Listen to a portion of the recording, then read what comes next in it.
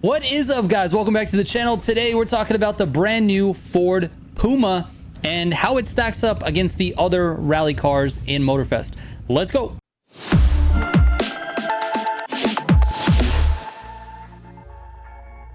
All right, so first off, if you're looking for any of my Motorfest tunes, you can go to militiagamingco.com, click on Motorfest tools from the top of the website there, and you'll find a bunch of tools that can help you in Motorfest, including my pro settings. All right, let's get into the car. So this one is a little bit tricky. At first, I did not like this car as much as I do right now making this video. I tested this a little bit in early access, and something feels a little bit different. I don't think they changed anything. I think what happened is I got lost in the minutia of just doing everything for early access, and I didn't have a lot of time to really give this thing like the proper test treatment. So now that we're here and I've got a little bit of time, we got some videos out, it is time to go through this thing with a fine-tooth comb, and I was able to test this thing head-to-head against the Peugeot, and it's actually really surprising. This car is much better than I originally anticipated. It's much better than I originally said on my streams. And I'm actually liking it quite a bit because to me, this car looks cooler than the Peugeot 205. And I got nothing against the old rally cars. It's just, I don't know. For some reason, this one just seems a little bit cool. It also sounds really nice as well. So anyway, let's get into the test data. That's enough about this car. You guys are going to have fun playing with it, so I don't need to tell you how cool it is. So as always, I test this on Get Dirt on It. It's a rally race that's in the vintage playlist, and I compared that to my other test times for the cars. As you can see here, the Puma Hybrid Rally goes for a 215.198. And to be honest with you, I think I can optimize it a little bit more. I think it can definitely run in the 14s, maybe a 13 if the perfect NOS strategy was taken. But if you look at the Delta S4 at 212, the S4 Hoodland Racing at 213, the 205 at 214, which by the way, I think I can run a better time than that on the 205 as well. We've gotten some new steering sensitivity settings, and so I think that a lot of these times can be moved forward. That being said, the Puma actually does pretty well at 215. Again, I didn't even grind this thing for like 80 tries trying to get the best time possible, but I've got a fairly clean run, and that's how I usually test. We go for like the first just very clean run, not too many mistakes, and we kind of look at it like this. By the way, the data that I show on these test courses does not indicate the car's position in the Grand Race meta. It's just not. It can't. First of all, driver error is a huge factor. What I use this data for is to sort of get an idea of where the car is in general, right? And as you can see, it's in really, really good company. It's in the range of the 205 and the S4 and the Rally 307. It does really, really well and much better than I thought. So in this video, I'm going to take it on a Grand Race. We're going to see how it feels with my new outlook on it, and yeah, we're just gonna see how it goes. Actually, right before we get into the Grand Races, let me show you my pro settings for the car. Keep in mind, these might change as I get more comfortable with the car, and things change over time. I might make some adjustments, so make sure you go to militiagamingco.com, click on the Motorfest tools, and go to pro settings. That's where you're gonna find the most up-to-date version of my pro settings. So anyways, this is it for the video. We got 45% on the power distribution, 54% on your brake balance. Scroll down to the suspension. We're at -3 on all of these springs and compressions, then -6 on rebound and -6 on rebound rear.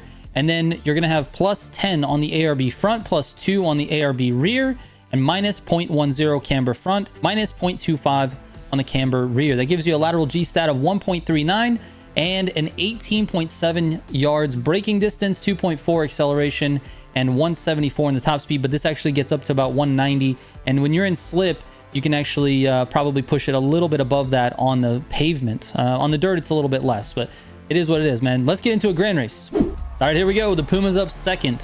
So we'll see if we can do some damage, man. We're all in meta except for the Puma, which, you know, might end up being part of the meta conversation anyways. Let's see if we get to take advantage of the dynamic no collisions here at the start. Nope, the guy in front of me went. Now we have to avoid him. Oh, dude, we got all highways. We need to get ourselves to the front ASAP. We are already in top speed, max slip. Watch everybody crash.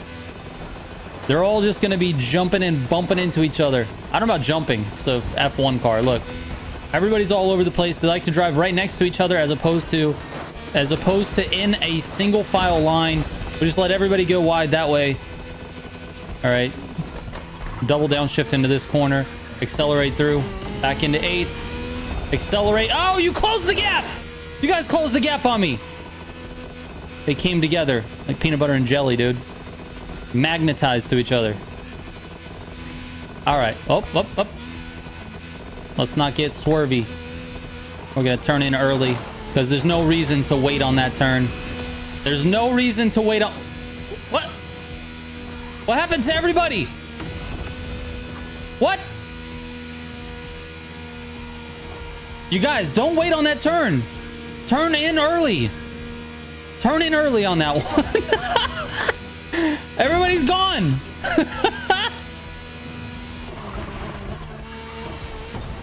This one's a tough one. That one's a three downshift for me. I don't know if other people take it faster. I take it very safe because I don't want to mess it up. All right, with Slipstream, they should be coming back.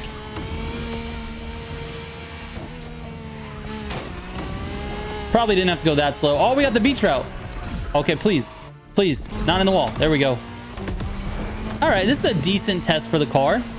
This is all about keeping your minimum speed up. As a great teacher once told me, Mr. Simji.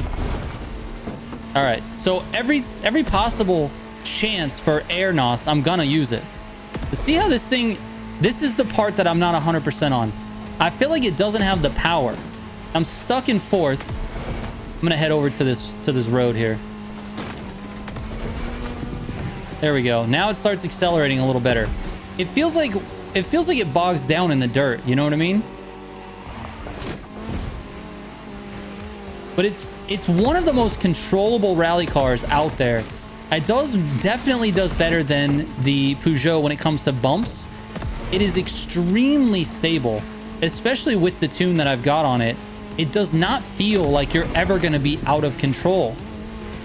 Unfortunately, though, I'm unable to keep a very high top speed here. It feels like I'm bogging, and maybe I'm not, but this sand feels like it's just really dragging me down here.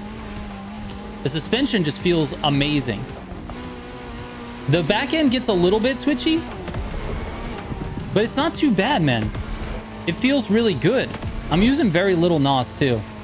Oh, we got an HKR Zoom behind us.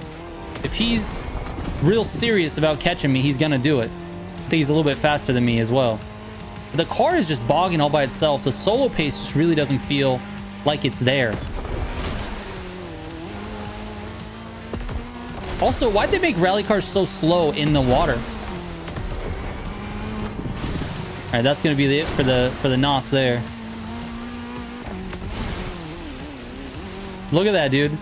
Just creeping out of that water. Unreal. This is the thing that gives me pause about the car. This is why I was originally worried about it. Now, you can do what you want in test courses where there's not really any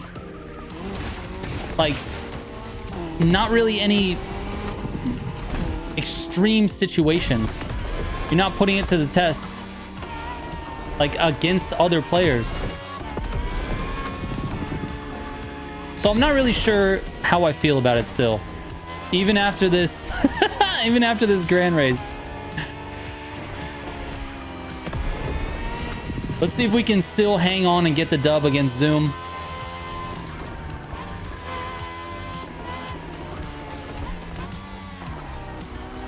Oh my god, slowest turn ever. Here he comes. You see him on the mini-map, dude? Oh, I'm getting nervous. He's definitely a lot faster than me. He probably got held up at the start. Let's see if I can hold on. I just gotta not clam up, but I feel like I'm gonna.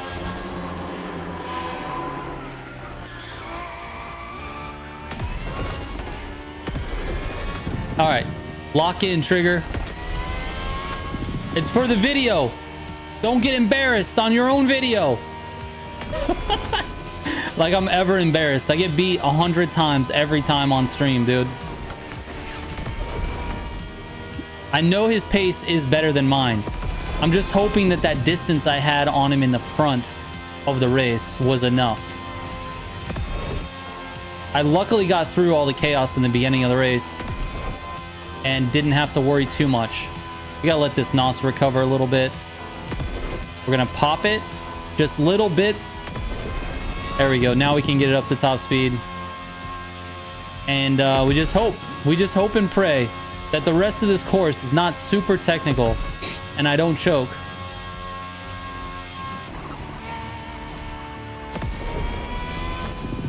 Okay, don't use too much there. Okay, we got a sort of a tight turn coming up here. There we go.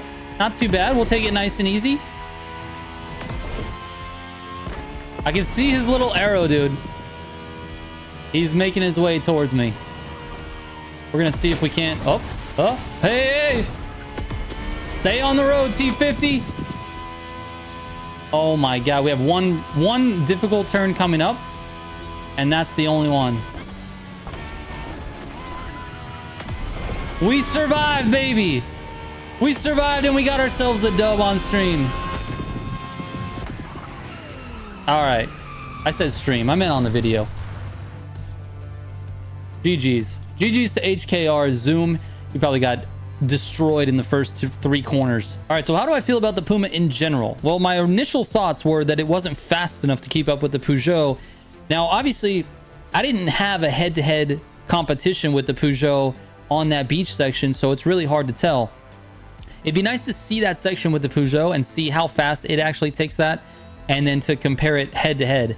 I don't have that clip for you for this video, but we can definitely compare this in the future. I just think that the car feels a lot like the Mini. Like, it doesn't have the pace of the Peugeot because the Peugeot's suspension is so tight that it just kills it, man. It's super fast, and it's got a lot of power and a lot of NOS power. This car is very similar to the Mini. Like, it feels good when it comes to like just overall taking bumps and just stability wise. It's way more stable than the Peugeot. Peugeot's suspension is really tight. The body doesn't flex at all, and it does really, really good on pavement and dirt roads, and it's got a lot of speed for those sections. But anything that's like super off-road, this feels like it actually might do better.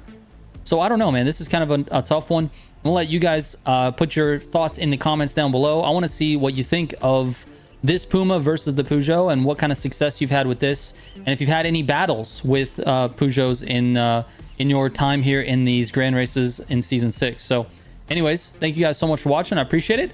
I will catch you on the next one. Trigger out.